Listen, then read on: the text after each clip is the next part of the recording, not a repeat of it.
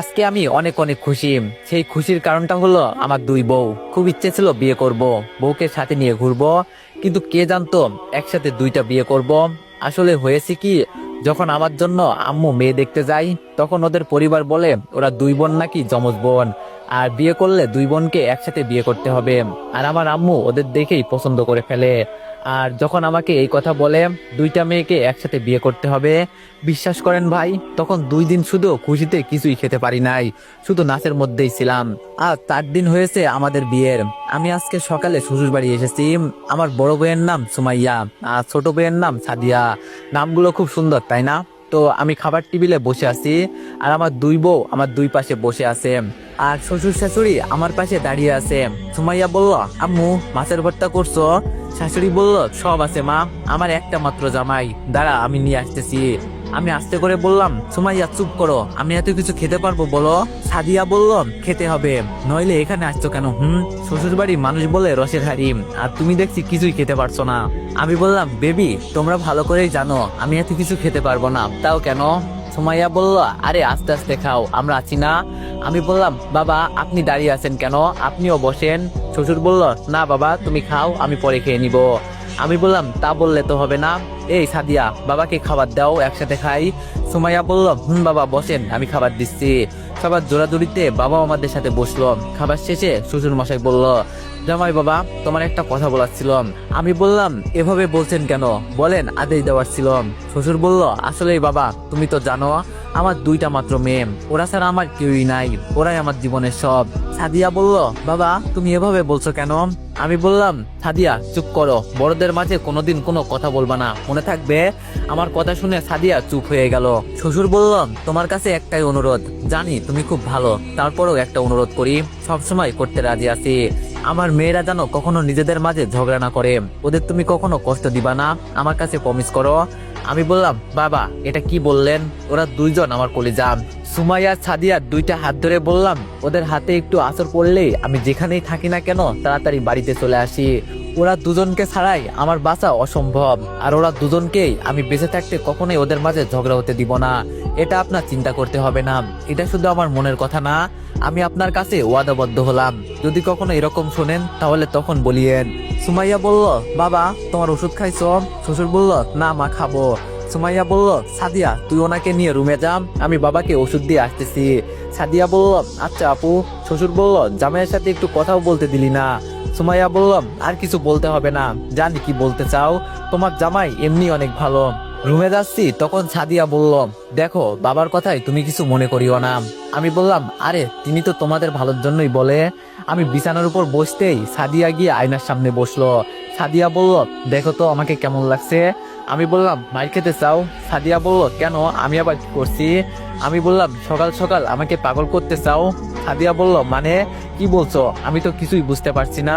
আমি বললাম, তোমার এই রূপ দেখে আমি ঠিক থাকতে পারি না, মনটা চাই। হঠাৎ সুমাইয়া কোথা থেকে এসে বলল, কি চাই স্যার? আমি বললাম, তোমাদের দুই বোনের মাঝে হারিয়ে যাই। এই কথা বলতেই দেখি সাদিয়া লজ্জায় চলে যেতে চাচ্ছিল। আমি হাত ধরে আমার পাশে বসালাম। আমি বললাম, সুমাইয়া এইদিকে আসো। দুই বউ আমার দুই পাশে বসলো। আজকে আমার মাকে খুব ধন্যবাদ দিতে ইচ্ছে করছে, কারণ সবকিছু আমার মার জন্য। সুমাইয়া বলল, বলেন আমরা স্যারের জন্য কি করতে পারি? আমি বললাম, কিছুই করতে হবে না, আমার কথাগুলো মনোযোগ সহকারে শোনো। সাদিয়া বলল, বলেন গো। আমি বললাম, এই আমি কি মজা করছি? সুমাইয়া বলল, সাদিয়া চুপ করে শোন। সাদিয়া বলল, আমি বললাম, এই দেখো মন খারাপ করে ফেলেছে। এই সাদিয়া মন খারাপ করো না প্লিজ। সাদিয়া বলল, আরে না মন খারাপ করিনি, আপনি বলেন। আমি বললাম, আগে ছিলে তোমরা দুই বোন, এখন তোমরা দুইজন আমার বউ। সুমাইয়া বলল, আমি বললাম, এখন তোমাদের আমার কথা শুনতে হবে, কখনো তোমরা নিজেদের মাঝে ঝগড়া করবা না তো? সুমাইয়া বলল, আমি আমার বোনকে অনেক ভালোবাসি, ঝগড়া করব কেন? সাদিয়া বলল, আমিও তো আপুকে অনেক ভালোবাসি। আমি বললাম, আর আমাকে? দুইজন একসাথে আমার দিকে তাকিয়ে আছে। আমি বললাম, আমি কি কোনো ভুল করলাম, নাকি তোমরা দুইজন এভাবে আমার দিকে তাকিয়ে আছো কেন? সুমাইয়া বলল, আমাদের বেঁচে থাকার একমাত্র কারণ হলে তুমি, আর তোমাকে ভালোবাসি না, এটা কি তুমি বলতে পারলে? আমি বললাম, আরে চুপ করো তো, আমি তো মজা করছি, এত সিরিয়াস হও কেন? এক কাজ করো, ঘরে বসে থাকতে আর ভালো লাগছে না, আর আমার তো কোনো শালা বা শালিও নাই। সাদিয়া বলল, কি করবেন শুনি? আমি বললাম, এখানে ঘোরার মতো কোনো জায়গা আছে? সুমাইয়া বলল, আছে তো, এখান থেকে 10 টাকা ভাড়া, সামনে একটা সুন্দর পাহাড় আছে, আমি বললাম তোমরা বসে আছি কেন, চলো ঘুরে আসি। সুমাইয়া বলল, আম্মুর সাথে আমাকে কিছু কাজ করতে হবে, তুমি বরং সাদিয়াকে নিয়ে যাও, আমি থাকি। আমি বললাম, সাদিয়া, ঘরে কোনো বড় লাঠি আছে? সাদিয়া বলল, আছে তো, নিয়ে আসবো। সুমাইয়া বলল, আরে আমি কখন না করছি, যাবো তো আমি। আমি বললাম, কথায় আছে না। সুমাইয়া বলল, এত কথা বলছো কেন, তুমি রুমের বাইরে যাও, আমরা রেডি হয়ে আসতেছি। আমি বললাম, আমি থাকি না, এমন করছো কেন? আমি কি আর পর কেউ? সাদিয়া বলল, এখন তাহলে লাঠিটার দরকার আমাদের। আমি চুপচাপ রুমের বাইরে চলে গেলাম। একটা বউ হলে সামলানো যায়, কিন্তু দুইটা বউ, ভয় তো পাওয়াই লাগবে, আবার তারা আপন দুই বোন। আমি কিছুক্ষণ সোফায় বসতেই দেখি আমার সামনে দুইটা পরী এসে হাজির। আমি বললাম, তো পরীরা তোমরা এখানে কেন, তোমাদের পরীর রাজ্যে যাও। সুমাইয়া মুখ লাল করে বলল, এই দেখো একদম। আমি বললাম, আমার বউদের প্রশংসা কি আমি করতে পারি না? সাদিয়া বলল, করবা না কেন? আমরা তো তোমারই বউ। আমি বললাম, তোমাদের দুই বোনকে অনেক সুন্দর লাগছে, বিশেষ করে দুই বোনের এক কালারের শাড়ি।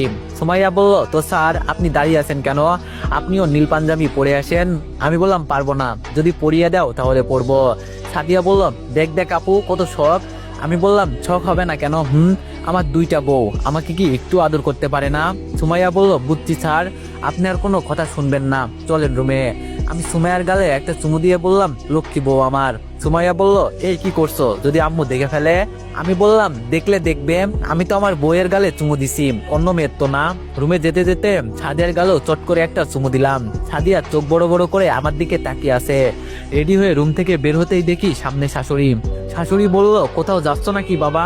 সুমাইয়া বলল, আম্মু, তোমার জামাইকে নিয়ে একটু ঘুরে আসি।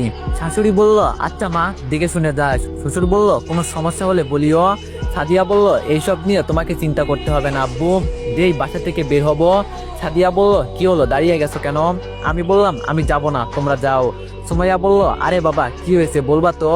আমি একটু কাদু কাদু গলায় বললাম, আমি জানি তোমরা আমাকে ভালোবাসো না। সুমাইয়া বলল, এত কথা না বলে কি হয়েছে বলো। আমি বললাম, তোমরা দুই বোনে শাড়ি পরেছো, কিন্তু বোরকা পরো নাই। আজকে থেকে বাইরে কোথাও গেলে বোরকা পরে যেতে হবে, আমি চাই না আমার বউয়ের শরীর অন্য কেউ দেখুক। সাদিয়া বলল, সরি, আমরা আর এমন ভুল করব না, সত্যি আমাদের মনে ছিল না। আমি বললাম, দোষ আমার, আমি আগে যদি বলতাম। আচ্ছা এখন যাও, বোরকা পরে আসো। সুমাইয়া বলল, যথা হুকুম মহারাজা। আমি বললাম, মহারানীরা যান, আমি দাঁড়িয়ে আছি। আমি বাইরে দাঁড়িয়ে আছি, আর ওরা দুই বোন আমার রুমে চলে গেল। একটু পর দেখি দুই বোন বোরকা পরে আসছে। আমি বললাম, আমি সত্যিই ভাগ্যবান জানো তোমাদের মতো বউ পেয়ে। আচ্ছা আমার কথায় কি কোনো কষ্ট পেয়েছো তোমরা? সাদিয়া বলল, এই তোমার মাথা খারাপ হয়েছে, তুমি আমাদের স্বামী, তোমার কথা মেনে চলা আমাদের কর্তব্য। আমি বললাম, আচ্ছা দেরি হয়ে যাচ্ছে, চলো। সুমাইয়া বলল, রিক্সা দিয়ে তো আর আমরা যেতে পারবো না। আমি বললাম, সম্পূর্ণ একটা অটো ভাড়া নিব, আর তোমরা দুই বোন আমার দুই পাশে বসবে। সাদিয়া বলল, তাই করেন। আমিও একটা অটো ডেকে তাই করলাম। ওরা দুই বোন আমার কাঁধে মাথা রেখে শুয়ে আছে। আহা, কি যে শান্তি বলার বাইরে।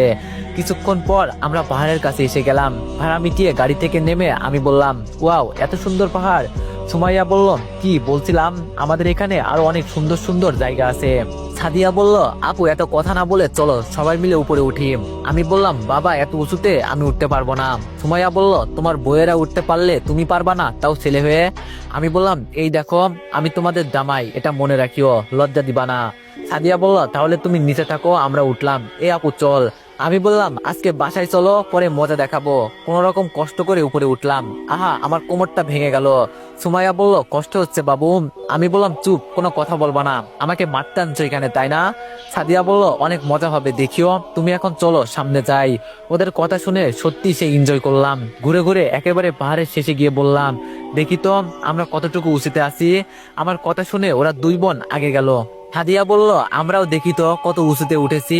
ওরা দুই বোন আগে আগে যেতে লাগলো। আমি বললাম, এই আসতে যাও, পড়ে যাবা তো। সাদিয়া বলল, কিছুই হবে না গো। যেতে যেতে ওরা শেষে চলে গেল। আর একটু দূরত্ব যদি এদিক সেদিক হয় তাহলেই পড়ে যাবে। আমি বললাম, এই তাড়াতাড়ি এদিকে আসো, পড়ে যাবা তো। হঠাৎ পেছন থেকে কে জানি মজা করে বলল, এই পাহাড়ে ভূত আছে। আমার দুই বউ আবার ভূতে ভয় পাই, তাও আবার দুই বোন হাত ধরে দাঁড়িয়ে আছে। ওরা দুই বোন একসাথে বলল, কি ভূত। এই কথা শুনে কখন যে ওরা পিছনে চলে গেল বলতে পারে না। আমি সাদিয়া সুমাইয়া বলে চিৎকার দিলাম। তো এভরিওয়ান, গল্পটি অনেক ইন্টারেস্টিং হতে চলেছে। তো তোমরা সবাই একটু 2K+ কপি লিঙ্ক করে দিও, আর সবাই নেক্সট পার্টের জন্য একটু বেশি বেশি কমেন্ট করে দিও। ধন্যবাদ।